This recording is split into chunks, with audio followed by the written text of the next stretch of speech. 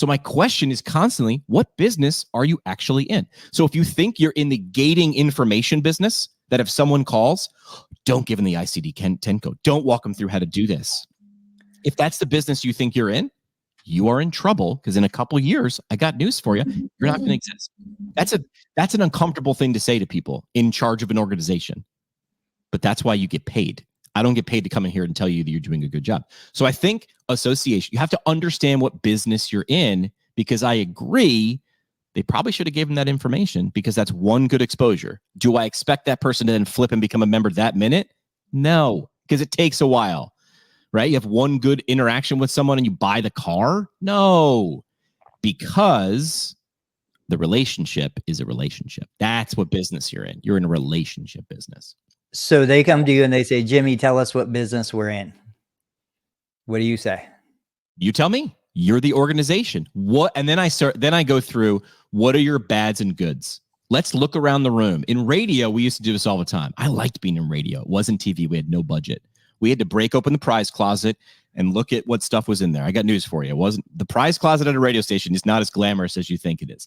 But it forced us to look at what we had.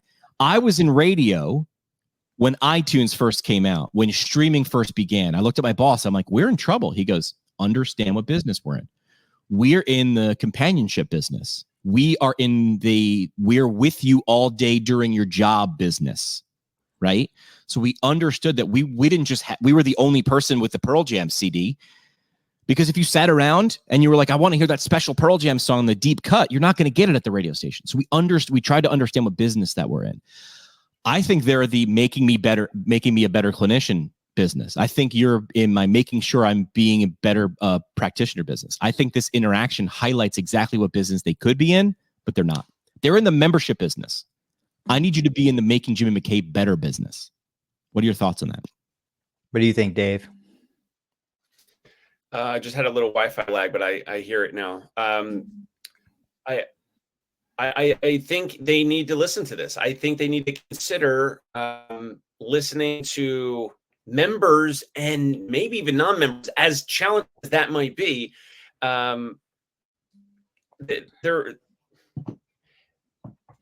just not, I don't know. They're not in the business that they think they're in. And right. Maybe they're in the attention business. Maybe this type of content, I don't know what's ultimately it's, I think how can they evolve? Do they want to evolve?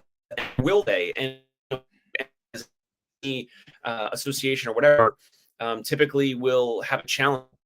Usually there's committees to oversee committees, and so Dave, we're losing you a little bit.